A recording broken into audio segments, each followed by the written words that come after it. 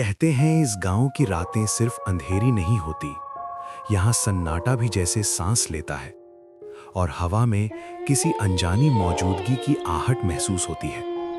कभी-कभी आधी रात के बाद बिना हवा के भी पेड़ हिलते दिखाई देते हैं। अच्छा ठीक है बड़े बाबू, कल भोर होते ही मैं पोस्ट ऑफिस आ जाऊंगा। आज इस अंधेरे में रास्ते पर ना निकलना ही बेहतर होगा। आप अभी आराम कर लीजिए, सफर भी लंबा था और सामान भी अभी अभी घर पहुंचा है। गांव में रात को रास्ते थोड़े सुनसान रहते हैं, इसलिए सुबह उजाला होने पर ही बाहर निकलना अच्छा रहेगा। मुरली एक पुराने डाकघर में नौकरी करता था। हाल ही में हुए ट्रांसफर की वजह से आज वो अपनी पत्नी सविता के साथ कालीधार नाम के इस अनजान गांव में आया था। जब वे गांव पहुंचे तब रात पूरी तरह उतर चुकी थी। चारों तरफ घना अंधेरा फैला हुआ था, आसमान धुंधला था और हल्का हल्का कोहरा पूरे इलाके में तैर रहा था। अब बताओ तो रात में खाएंगे क्या? तुम चावल तो लाए ही नहीं। हर काम इतनी जल्दी जल्दी में करते हो। एक बार सामान समेटते समय ठीक से देख तो सकते थे। अब बोलो हम क्या करें? घर में और भी कुछ खास नहीं बचा है। इतनी रात को मैं क्या बनाऊं? अरे गलती हो गई मुझसे, इतना सामान था, शायद उसी में ध्यान नहीं गया। तुम गुस्सा मत हो, मैं अभी जाकर देखता हूँ, शायद कहीं कोई दुकान खुली मिल जाए। रात काफी हो चुकी है, बाहर कोहरा भी है, मुझे ठीक नहीं लग रहा। तुम अभी बाहर नहीं जाओ, सुबह तक काम चला लेते हैं तो क्या हो जाएगा। नहीं, तुम चिंता मत करो, मैं जल्दी ही वापस आ जाऊंगा। ज्यादा दूर नहीं जाऊंगा, बस आसपास ही देखता हूँ। अगर दुकान मिल गई तो ठीक, नहीं तो तुरंत लौट आऊंगा। ठीक है, लेकिन जल्दी वापस आना और रास्ते में ध्यान से जाना। गांव नया है, हमें अभी कुछ पता भी नहीं है। हाँ, तुम दरवाजा अच्छे से बंद कर लेना, मैं ज्यादा देर नहीं लगाऊंगा। कुछ मिल गया तो लेकर आता हूँ, नहीं तो खाली हाथ ही वापस आ जाऊंगा। पत्नी को घर पर छोड़ने के बाद मुरली धीरे धीरे कोहरे से ढकी गांव की सुनसान सड़क पर आगे बढ़ने लगा। चारों तरफ फैले धुंध के कारण रास्ता साफ दिखाई नहीं दे रहा था। दूर कहीं रेलवे लाइन की तरफ से कभी कभी ट्रेन की सीटी की आवाज गूंज उठती, जो सन्नाटे को और गहरा कर देती थी। चलते हुए मुरली के मन में कई तरह के ख्याल आने लगे और वो इस अनजान गांव के अजीब माहौल को महसूस करते हुए आगे बढ़ता चला गया। ठंडी हवा के झोंके कभी कभी कोहरे को चीरते हुए गुजरते और माहौल को और भी ज्यादा डरावना बना देते थे। ऐसा लग रहा था जैसे रात होते ही यहां जिंदगी रुक जाती हो। लगता है इस तरफ दुकान मिलना मुश्किल है। पूरा रास्ता सुनसान पड़ा है। शायद मुझे थोड़ा और आगे जाकर देखना चाहिए। क्या पता आगे कहीं कोई छोटी दुकान खुली मिल जाए। घर में चावल भी नहीं है। खाली हाथ वापस जाऊंगा तो सविता परेशान हो जाएगी। मैं भी ना, नया गांव है और मुझे पहले ही जरूरी चीजें देख लेनी चाहिए थी। अब रात में ऐसे घूमना पड़ रहा है। चलो थोड़ा और आगे चलकर देखता हूँ, शायद किस्मत से कहीं कोई दुकान खुली मिल जाए। अगर नहीं मिली तो वापस जाना ही पड़ेगा, लेकिन एक बार और कोशिश कर लेता हूँ। अचानक सड़क के ठीक दाएं ओर लालटेन की पीली रोशनी चमचमा रही थी। वहीं पुरानी गुमटी वाली दुकान थी। मुरली रुक गया। अरे ये क्या, यहाँ एक छोटी सी गुमटी दुकान है। मैंने आते समय रास्ते में यही दुकान तो देखी थी, या शायद मैं गलत याद कर रहा हूँ। इस गांव में तो मैं नया हूँ, लेकिन ये जगह कुछ जानी पहचानी सी लग रही है। चलकर पास से देखता हूँ। अगर दुकान खुली हुई मिल गई तो अच्छा है। इतनी रात में अगर यहीं कुछ मिल जाए तो बड़ी राहत हो जाएगी। अच्छा हुआ मैं थोड़ा और आगे आ गया, नहीं तो ये दुकान शायद दिखती ही नहीं। तभी उसकी नजर दुकान के अंदर खड़ी एक औरत पर पड़ी। वो देखने में गांव की साधारण औरत जैसी लग रही थी, लेकिन उसके चेहरे पर एक अजीब सी मीठी मुस्कान फैली हुई थी, जो माहौल से मेल नहीं खा रही थी। उसकी आंखें जैसे सीधे मुरली को ही देख रही थी। पोस्टमास्टर को देखते ही उसने धीमी मीठी लेकिन अजीब सी आवाज में उससे बात करनी शुरू की। ए बाबू, आइए आइए, मेरी दुकान में आइए। इतनी रात में बाहर क्यों भटक रहे हैं? जो चाहिए आराम से मिल जाएगा। यहाँ घबराइए मत, अंदर आइए। अभी दुकान बंद नहीं की है मैंने। गांव में रात को सब जल्दी बंद कर देते हैं, लेकिन मैं थोड़ी देर और बैठती हूँ। बताइए बाबू, क्या चाहिए आपको? चावल, आटा या कुछ और? जो चाहिए निकाल देती हूँ। दुकान के करीब पहुंचते ही मुरली अचानक थोड़ा चौंक गया, जैसे उसे वहां के माहौल में कुछ अजीब सा महसूस हुआ हो। फिर भी हिम्मत करके वो धीरे धीरे आगे बढ़ा और जैसे ही दुकान की दहली पर पहुंचा, उसकी नजर दुकान के बीचों बीच सामने रखे एक पुराने घड़े पर जा टिकी। उस घड़े के चारों ओर काली सी काई जमी हुई थी, जैसे वो बहुत सालों से वहीं रखा हो। घड़े के आसपास की जमीन भी नम और धुंधली सी लग रही थी। मुरली कुछ पल तक उसे देखता रहा।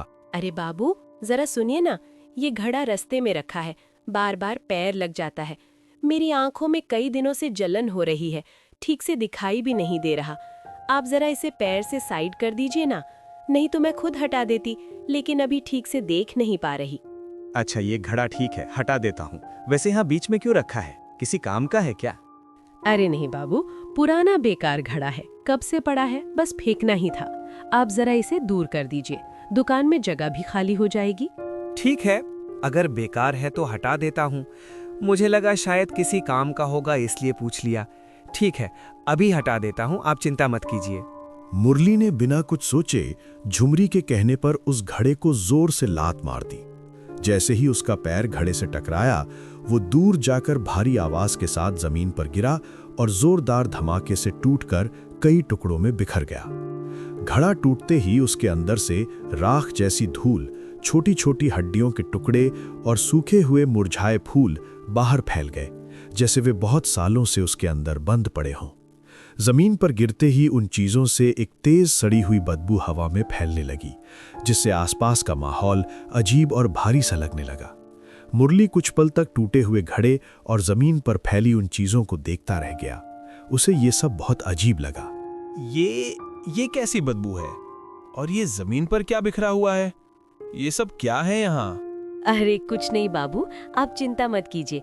यहाँ आसपास बच्चे खेलते रहते हैं ना, पता नहीं कौन क्या उठाकर फेंक जाता है। मैं तो रोज साफ करती रहती हूँ, लेकिन फिर भी गंदगी हो ही जाती है। बाबू आप बताइए ना, आपको क्या चाहिए? मुझे चावल चाहिए। आपके पास चावल है क्या? मुझे 1 किलो चावल दे दीजिए। हाँ बाबू, है ना, अभी देती हूँ, आप यहीं रुकिए। फिर उसने दुकान के एक कोने से एक पैकेट उठाया, जो बाकी सामान के मुकाबले बिल्कुल नया और चमकदार लग रहा था। उसने धीरे से वो पैकेट मुरली के सामने रख दिया, जैसे वो उसी के लिए पहले से अलग रखा गया हो। उस पैकेट पर धूल का एक भी कण नहीं था, जो इस पुरानी और जर्जर दुकान में थोड़ा अलग सा लग रहा था। मुरली ने बस सामान्य नजर से उस पैकेट को देखा। उसे ये समझ नहीं आया कि इतनी पुरानी दुकान में इतना नया पैकेट कैसे रखा हुआ है।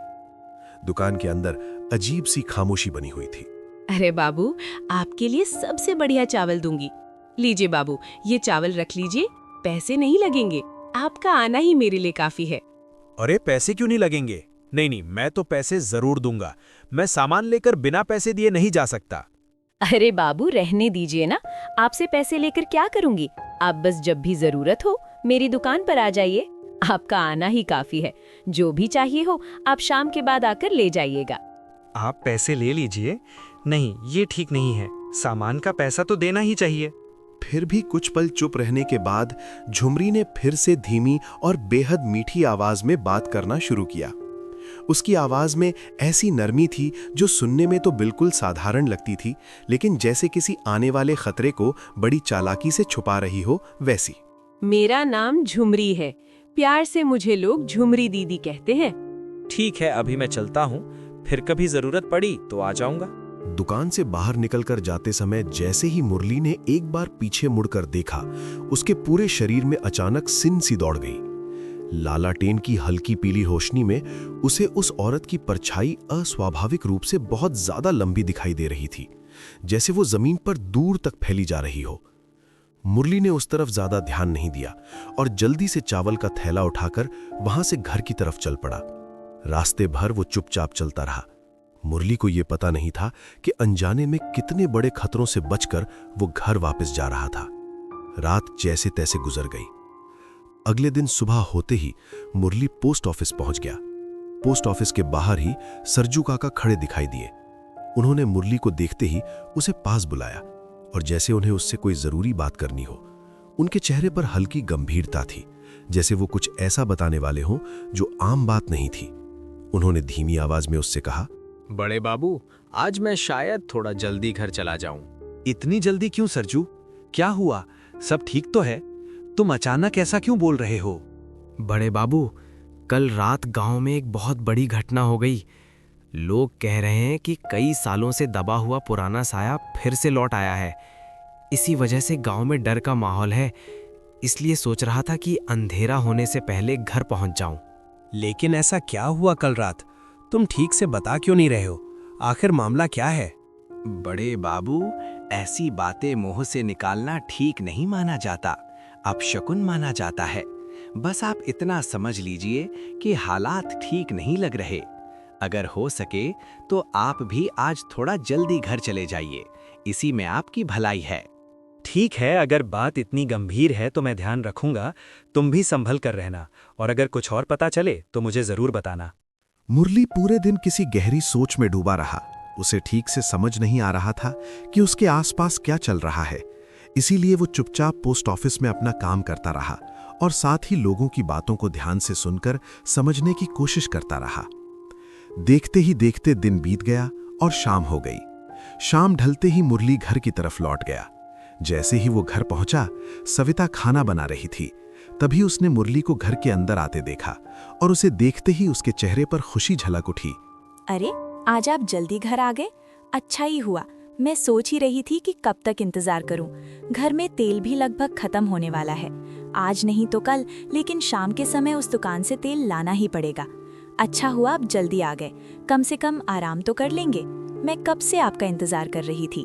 उसी समय घर के बाहर से किसी अनजान आदमी की आवाज आई, जैसे कोई मुरली को बाहर से बुला रहा हो। पोस्ट मास्टर बाबू हैं क्या? घर पर हैं क्या?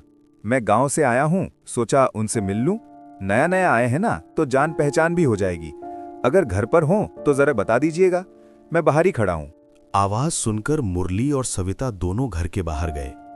मुरली जैसे ही घर के बाहर निकला और सामने देखा तो उसके सामने गांव का ही एक पतला दुबला सा आदमी खड़ा दिखाई दिया। उसकी शक्ल से लग रहा था कि वो यहीं का रहने वाला है और किसी काम से मुरली से मिलने आया है। मैं यहीं आपके बगल वाले घर में रहता हूं, सोचा आपसे मिलकर थोड़ी जान पहचान कर लूं। आखिर गांव के इकलौते पोस्ट मास्टर आप ही हैं, तो हम लोगों का एक दूसरे को पहचानना भी जरूरी है ना। गांव में कोई नया आता है तो हम लोग मिलकर हालचाल पूछ लेते हैं। अगर आपको यहाँ किसी चीज की जरूरत पड़े या गांव के बारे में कुछ जानना हो तो बेझिझक बता दीजिएगा। हम पड़ोसी हैं तो एक दूसरे के काम आना ही चाहिए। बात करते करते उस आदमी के चेहरे के भाव धीरे धीरे गंभीर होने लगे, जैसे वो अब कोई गंभीर बात कहने वाला हो।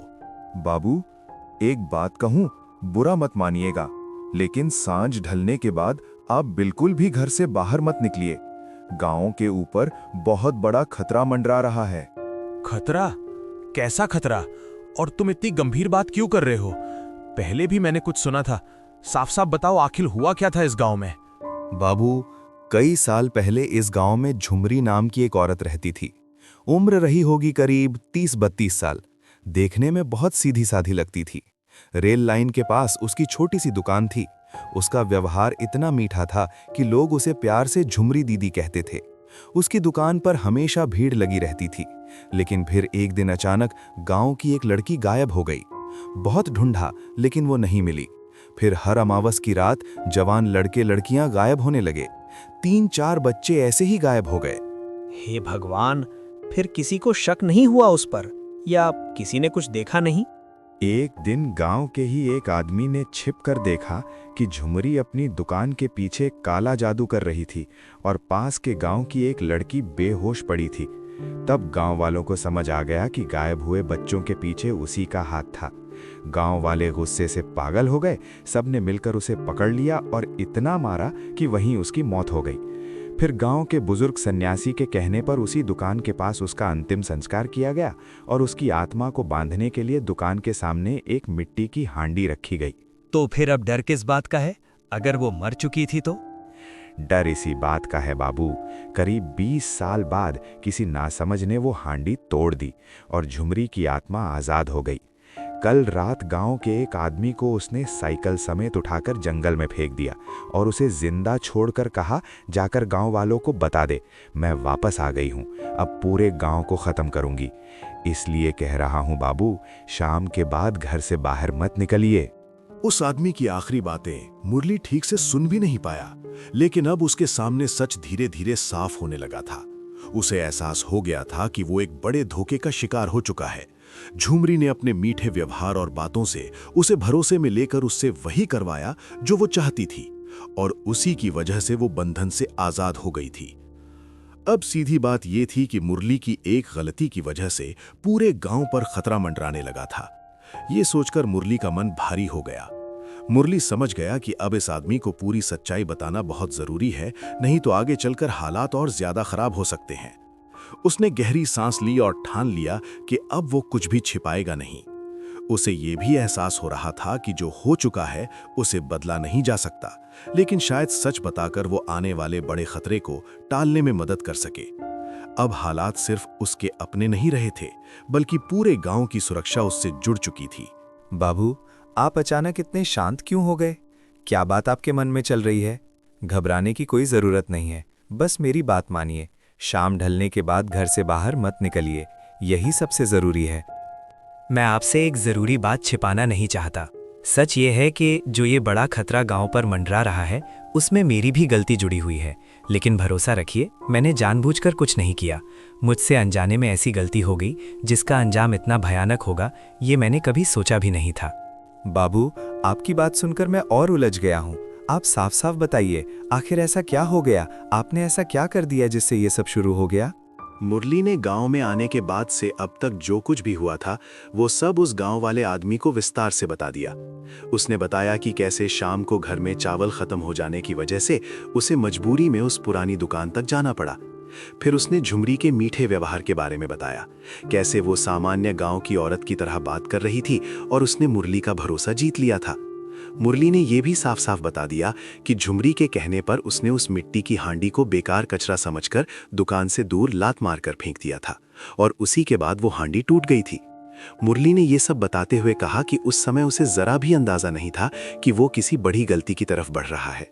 उसे लगा था कि वो बस एक बेकार पुरानी चीज हटा रहा था, लेकिन अब उसे समझ आ चुका था कि उस हांडी का कुछ और ही मतलब था। ये सब बताते हुए मुरली का चेहरा उतर गया और उसकी आवाज में पछतावा साफ महसूस हो रहा था। उसने गांव वाले आदमी से कहा कि अगर उससे कोई गलती हो गई है तो वो उसे सुधारने के लिए जो भी जरूरी होगा वो करने को तैयार है। ओह, तो ये सब आपकी वजह से हुआ है बड़े बाबू। आपकी इस बड़ी गलती की वजह से आज पूरा गांव खतरे में आ गया है। शायद आपको अभी भी अंदाज़ा नहीं है कि आपसे कितनी बड़ी भूल हो गई है। ये कोई छोटी बात नहीं है, इसके नतीजे पूरे गांव को भुगतने पड़ सकते हैं। मुझे अपनी गलती का एहसास है। आप बस मुझे इतना बता दीजिए कि अब मुझे क्या करना होगा अपनी इस गलती का प्रायश्चित करने के लिए। मैं जो भी ज़रूरी होगा वो करने के लिए तैयार हूँ, चाहे मुझे कितनी भी मुश्किल का सामना क्यों ना करना पड़े। मैं पीछे नहीं हटूंगा। मुरली और गांव के बाकी लोग आपस में बात करके गांव के पूर्व दिशा में रहने वाले सन्यासी बाबा के घर की तरफ निकल पड़े। कुछ ही देर में वे सब उनके घर पहुंच गए। उस समय सन्यासी बाबा अपने घर के आंगन में बैठे हुए संध्या पूजा की तैयारी कर रहे थे। गांव के लोग चुपचाप उनके सामने खड़े हो गए और गांव में जो कुछ हुआ था वो सारी बात उन्हें विस्तार से बता दी। गांव वालों की पूरी बात ध्यान से सुनने के बाद सन्यासी बाबा कुछ देर तक शांत बैठे रहे, जैसे वो सारी बातों को मन ही मन समझ रहे हों। फिर उन्होंने धीरे से सबकी तरफ देखा और गंभीर आवाज में उन्होंने कहा कि जो कुछ हुआ है वो साधारण बात नहीं है और अब सबको बहुत सावधानी से आगे बढ़ना होगा। उन्होंने ये भी कहा कि अब जो भी करना होगा सोच समझकर और मिलकर करना होगा, तभी गांव को आने वाले खतरे से बचाया जा सकता। देखो, पोस्टमास्टर उसे रोकने का एक रास्ता मेरे पास है और वो काम सिर्फ तुम ही कर सकते हो। बाबा, ये आप क्या कह रहे हैं मुझसे? क्या करना होगा? सच बताऊं तो डर के मारे मेरे हाथ पैर कांप रहे हैं। डरना स्वाभाविक है, लेकिन अब हिम्मत रखनी होगी। हाँ, ये काम सिर्फ तुम ही कर सकते हो। कल अमावस्या की रात है और ऐसे कामों के लिए वही सबसे सही समय होता है। ज्यादा देर नहीं करनी होगी। अगर हम देर करेंगे तो वो रात में अपनी दुकान से निकलकर तांडव मचाने लग सकती है। जैसे ही अंधेरा गिरे तुम मेरे साथ उसकी दुकान तक चलोगे। ठीक है बाबा, मैं आपके साथ चलूंगा। वहां जाकर मुझे क्या करना होगा? वहां पहुंचकर मैं तुम्हें जो कहूंगा तुम्हें वही करना होगा। डरना मत और मेरा भरोसा मत तोड़ना। मैं पूरी कोशिश करूंगा बाबा। अब जो होगा मैं उसका सामना करूंगा। बाकी गांव वाले भी आसपास रहेंगे, लेकिन सब मेरे इशारे का इंतजार करेंगे। अब देर मत करो, अपने घर जाओ और याद रखना, आज रात कोई भी अपने घर से बाहर नहीं निकलेगा। बूढ़े सन्यासी की बात मानकर सभी गांव वाले धीरे धीरे अपने अपने घर लौट गए। लेकिन उसी रात गांव में एक और बड़ी अनहोनी हो गई। गांव के आखिरी छोर पर हफ्ते का इकलौता बाजार लगा हुआ था। रात करीब 9 बजे दुकानदार अपना अपना सामान समेटकर घर लौटने की तैयारी कर रहे थे। तभी अचानक तेज आंधी चलने लगी। हवा इतनी तेज हो गई कि कई दुकानों के टेंट और छप्पर उड़कर दूर जा गिरे और इस अफरा तफरी में कई लोग घायल भी हो गए। कुछ ही पलों में बाजार का पूरा माहौल बदल गया। लोग अपने सामान को बचाने की कोशिश करने लगे, लेकिन तेज हवा के सामने कोई कुछ नहीं कर पा रहा था। चारों तरफ धूल, टूटे सामान और लोगों की घबराई हुई आवाजें गूंजने लगीं। कई लोग जमीन पर गिर पड़े और कुछ लोग अपने परिवार वालों को ढूंढने लगे। उसी तेज हवा के बीच अचानक एक तीखी और डरावनी हंसी गूंज उठी, जो सुनते ही लोगों के रोंगटे खड़े हो गए। वो हंसी जैसे हवा के साथ पूरे इलाके में फैल रही थी। उस हंसी के साथ जैसे कोई भयानक ऐलान भी हवा में गूंज उठा, जिसे सुनकर वहां मौजूद लोगों के चेहरों का रंग उड़ गया। देखो, रात ढलते ही कैसा सन्नाटा छा गया और मैं लौट आई। अरे रे रे, ये क्या हुआ? डर क्यों रहे हो तुम सब? घबराओ मत, तुम्हारी झुमरी दीदी वापस आ गई है। ये तो बस शुरुआत है, अभी तो बहुत कुछ देखना बाकी है। पूरा गांव तैयार रहे उस भयानक मंजर के लिए जो अब आने वाला है। आज कोई नहीं बचेगा मेरी नजरों से। भागो, छुपो, जहां छुप सकते हो छुप जाओ, लेकिन याद रखना, मैं सबको ढूंढ लूंगी। अब ये गांव मेरा है और अब यहां सिर्फ मेरा राज चलेगा। अगले दिन घोर अमावस्या की रात थी। जैसे ही अंधेरा पूरी तरह चारों तरफ फैला, बूढ़ा सन्यासी, कुछ गांव वाले और मुरली पहले से ही उस पुरानी दुकान के पास पहुंच चुके थे। वे सभी चुपचाप वहां खड़े आसपास के माहौल को देख रहे थे, जैसे किसी खास पल का इंतजार कर रहे हों। देखो पोस्ट मास्टर, अब तुम्हें अपना दिल मजबूत रखना होगा। ये काम अब सिर्फ तुम ही कर सकते हो। हमारे पास ज्यादा समय नहीं है। याद रखना, वो तुम पर भरोसा करती है, क्योंकि अनजाने में सही, लेकिन तुमने ही उसे उसके पुराने बंधन से आजाद किया था। तुम दुकान के अंदर जाओगे और उसे बातों में उलझाए रखोगे। उसे शक नहीं होना चाहिए कि बाहर क्या हो रहा है। जब तक तुम उसे रोके रखोगे, तब तक मैं दुकान के चारों तरफ सुरक्षा का बंधन तैयार कर दूंगा, ताकि वो वहां से बाहर ना निकल सके। जैसे ही मैं दुकान के पास आकर तुम्हें इशारा करूंगा, तुम बिना देर किए तुरंत दुकान से बाहर निकल आना। उसके बाद मेरा असली काम शुरू होगा। उस समय पीछे मुड़कर मत देखना और जो भी हो डरना मत, बस वही करना जो मैं कहूंगा। सन्यासी की बात मानकर मुरली धीरे धीरे दुकान के अंदर चला गया। मुरली को देखते ही झुमरी के चेहरे पर खुशी साफ दिखाई देने लगी। वो पहले की तरह ही मीठे और सामान्य व्यवहार में उससे बात करने लगी और उसे अंदर बैठने के लिए कहने लगी। उसकी आवाज पहले की तरह ही शांत और नरम थी, जैसे कुछ भी बदला ना हो। मुरली चुपचाप अंदर खड़ा रहा और आसपास नजर दौड़ाने लगा। दुकान के अंदर वहीं पुराना सामान रखा हुआ था और लालटेन की हल्की रोशनी पूरे कमरे में फैल रही थी। ए पोस्ट मास्टर बाबू, आइए आइए बैठिए। मैं तो अभी आपको ही याद कर रही थी। उस रात के बाद आप मेरी दुकान पे आए ही नहीं। मैं तो सोच रही थी आप भूल गए मुझे। नहीं झुमरी दीदी, ऐसी बात नहीं है। आज मुझे कुछ लेना नहीं है, बस आपसे मन की बात करने चला आया। सोचा थोड़ा बैठकर आपसे सुख दुख की बातें कर लूं। झुमरी बार बार मुस्कुराकर मुरली से बात करने की कोशिश कर रही थी, जैसे वो उसे बिल्कुल सहज महसूस कराना चाहती हो। अरे ये तो बहुत अच्छा किया आपने। मन परेशान हो तो यहाँ चले आया कीजिए। शाम के बाद तो मैं यहीं रहती हूँ, आप बेझिझक आ सकते हैं। ठीक है दीदी, अच्छा लगता है आपसे बात करके। सोचा आज थोड़ा बैठकर दिल हल्का कर लूं। मुरली जानबूझकर झुमरी को बातों में उलझाए रखता है ताकि उसका ध्यान इधर उधर ना जाए। उसी दौरान बाहर खड़े सन्यासी चुपचाप दुकान के चारों तरफ अपना बंधन पूरा कर देते हैं। बंधन पूरा करने के बाद सन्यासी अचानक सामने आ जाते हैं। सन्यासी की आवाज सुनते ही दुकान का माहौल एक पल के लिए जैसे थम सा जाता है। मुरली तुरंत उनकी तरफ देखने लगता है, जबकि झुमरी के चेहरे के भाव धीरे धीरे बदलने लगते हैं। उसी पल ऐसा लगता है जैसे दुकान के अंदर की हवा अचानक भारी और ठंडी हो गई हो। पोस्ट मास्टर, घेरा पूरा हो चुका है। अब एक पल की भी देर मत करो, तुरंत दुकान से बाहर निकल आओ। जल्दी करो, समय बहुत कम है। बाहर आकर मेरे पास खड़े हो जाओ। अब आगे का काम मैं संभालूंगा। सन्यासी की तेज आवाज सुनते ही मुरली एक झटके में दुकान से बाहर आ गया और तेजी से जाकर सन्यासी के पास आकर खड़ा हो गया। उसी समय सन्यासी लगातार मंत्र पढ़ते हुए अपने साथ लाया हुआ गंगाजल दुकान की तरफ छिड़कने लगे। गंगाजल की बूंदें जैसे ही दुकान और दरवाजे पर गिरी, वहां का माहौल अचानक बदलता हुआ सा महसूस होने लगा। सन्यासी बिना रुके मंत्र पढ़ते रहे और पूरे दरवाजे और आसपास की जमीन पर गंगाजल छिड़कते रहे। आसपास खड़े गांव वाले चुपचाप ये सब देख रहे थे। उस समय हवा भी जैसे धीमी हो गई थी और चारों तरफ अजीब सा सन्नाटा फैल गया था, जैसे कुछ होने वाला हो। कुछ ही पलों में दुकान के अंदर से हल्की सी आवाजें आने लगी, जिससे वहां मौजूद सभी लोग और ज्यादा सतर्क हो गए। झुमरी, क्या तुमने सच में ये सोचा था कि मैं तुम्हें रोक नहीं पाऊंगा? जब तक मैं जिंदा हूं, इस गांव का कोई भी अनिष्ट तुम नहीं कर पाओगी। इस बार मैं ऐसा बंधन करूंगा कि तुम चाह कर भी यहां से बाहर नहीं निकल पाओगी।